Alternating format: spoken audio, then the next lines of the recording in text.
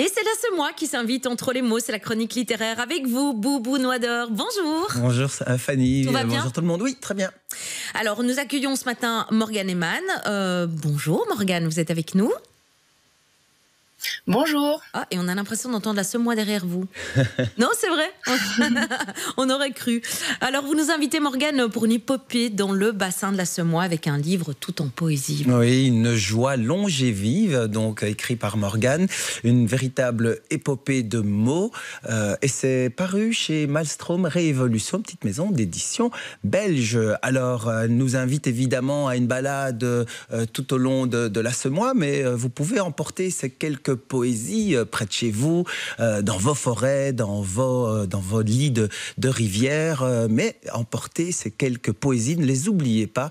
Les mots de Morgane mettent en valeur la Semois, et cette Semois qui a plusieurs sonorités, parce que tantôt elle est belge, tantôt elle est luxembourgeoise, tantôt elle est française, et c'est un roman qui s'articule entre une fiction en vers et puis des chapitres en prose qui met évidemment la Semois vraiment en vedette. On suit un personnage qui est asséché, assoiffé, qui est attiré justement par la Semois et qui va faire une recherche, un retour dans ses racines, aux sources de la Semois, tout au long de la Semois. Un récit qui est assez dur mais plein d'espoir, et Morgane nous met la valeur des liens entre la nature, la flore et l'humain avec cette magie des mots. Et justement, Morgane, quand on lit votre roman, on a l'impression aussi d'un retour à la nature et une envie aussi, un goût de voyage dans le temps. Oui, en fait, la première idée que j'ai eue pour ce texte, je l'ai eue en me promenant à la Semois, et je cherchais des mots pour un livre qui est paru en 2021 finalement. Je marchais le long de la Semois et je m'enregistrais, et les premiers mots c'était quelque chose comme Semois, chante pour moi. J'ai su qu'il y avait un texte là-dessous, mais c'était pas encore pour tout de suite. On était en 2016, puis en 2022, c'était vraiment le moment de l'écrire. Mais j'avais rien. J'avais juste le sujet, puisque je savais que je voulais écrire sur la Semois, sur la rivière si spéciale de mon enfance. Et donc, j'habite à Mons, donc c'était évident qu'il me fallait écrire, revenir le plus souvent possible chez ma maman ici en Gaume pour écrire sur la Semois. Et j'ai fait face à un énorme blocage. Donc je me suis mis à écrire en fait ma peur de réécrire le même livre, le décalage entre ville-campagne, puisque je faisais les voyages Mons-Gaume, sur les bruits humains, et puis l'eau est devenue omniprésente et elle s'est vraiment substituée à mon flux intérieur. J'ai rien décidé, j'avais l'impression d'avoir perdu mes mots.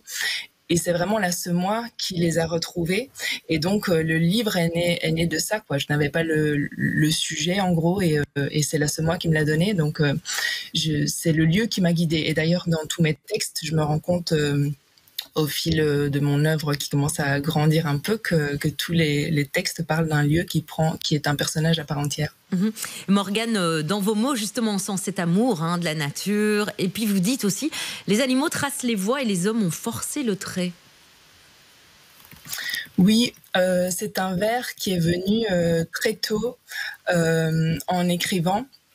Dans les premières notes que j'ai prises, en fait, les chemins tout fins tracés par les animaux quand ils vont boire à la Semois, ici pour le cas qui nous occupe, c'est des chemins qui me fascinent. Ce sont des résultats tangibles d'un instinct que moi personnellement j'ai l'impression d'avoir oublié depuis des centaines d'années, alors que j'ai un âge ridicule face à la Semois qui est millénaire. Et plus j'écrivais, plus j'avais l'impression de me fondre dans ce décor que je connais depuis l'enfance. J'avais envie d'oublier ma condition humaine. Et je crois que ce n'est possible que par une pratique artistique, et dans mon cas, dans l'écriture. Puis je me suis plongée corps et âme dans les livres de Francis Rosillon, que je vous ai mis ici d'ailleurs, les 2 tomes de Semois Nature, mais aussi dans l'histoire du territoire du bassin de la Semois, avec notamment le livre de Dominique Billion, Mémoire de la Semois. Et plus je lisais, plus j'apprenais, plus je me disais, mais pourquoi on n'est pas resté des singes? Oui, justement, quand on lit et qu'on suit cette Semois, il y a de l'histoire, il y a là un parcours incroyable, un parcours agricole, canalisé, détourné même. On la retrouve aussi dans son vieux lit, mais cette Semois, elle est témoin de l'histoire. Oui, alors pour ça, il faut vraiment lire les auteurs dont je viens de parler. Dans le livre, je parle effectivement du côté historique et géologique du territoire de la Semois, parce qu'en écrivant toute ma fiction en vers, je voulais pas qu'on se dise bon, c'est très bien la rivière, le flux de l'eau qui rejoint le flux de l'écriture, mais ça pourrait être n'importe quelle rivière. Non, c'est pas n'importe quelle rivière. Je voulais vraiment créer mon texte dans le réel, là d'où il vient. Fallait que la Semois prenne la place qui lui revient. Et donc, j'ai écrit de très courts chapitres en prose qui sont plutôt historiques, qui parlent du monde animal et du monde végétal aussi. J'ai imaginé ces chapitres comme une sorte de voix off contée. Et alors oui, la Semois est différente à certains endroits, et en me documentant, j'ai pris conscience surtout de la modification du paysage, comme le chemin de fer, par exemple, la ligne 163A qui allait de Bertry à Messampré, qui a complètement bouleversé le paysage. On a construit des dizaines de ponts gigantesques pour ce chemin de fer qui transportait une poignée de passagers. Et aujourd'hui, j'entends autour de moi qu'il faudrait classer tel bâtiment, telle construction, l'inscrire au patrimoine. Et on est tellement fiers de ce qu'on a construit. Et bien sûr, il faut garder des traces historiques. Il faut pas oublier ce qui nous a précédés. Mais moi, ce que je retiens, en fait, c'est qu'on ne se demande jamais comment c'était avant qu'on construise. Par exemple, ces tunnels aujourd'hui à l'abandon. Morgane, vous organisez justement des événements en Gaume autour de votre livre. La Semois est omniprésente avec des promenades, lectures musicales, des ateliers de sculpture, notamment avec Edith Bartens.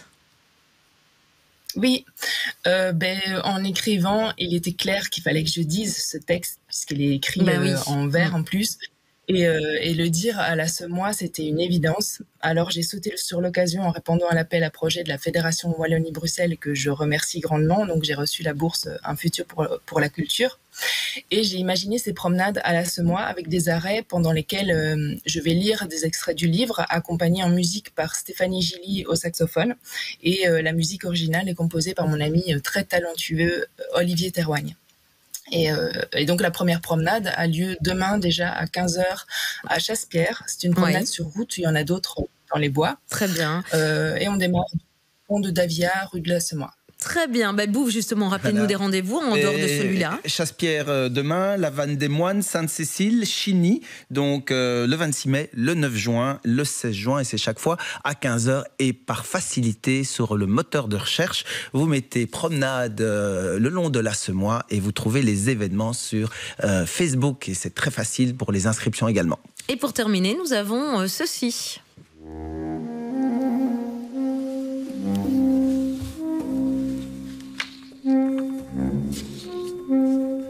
Alors, il s'agit de Long Before the Sun Came Up de Arno Bornkamp, un morceau composé par Jacob ter Veldhuis. Pourquoi ce morceau, Morgane ? Mais je me suis retrouvée à écouter des musiques de films d'abord en écrivant, et je suis tombée au hasard des playlists sur ce morceau au saxophone, et c'est ce morceau-là qui m'a fait dire il me faut du saxophone pour mes promenades.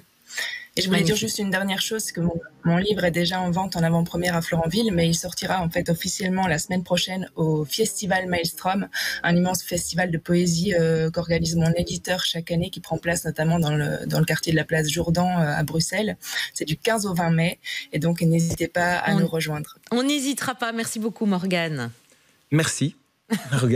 On vous suivra avec grande attention. Merci d'être passé par chez nous. On marque une pause et on revient juste après avec Rasmus. Merci vous.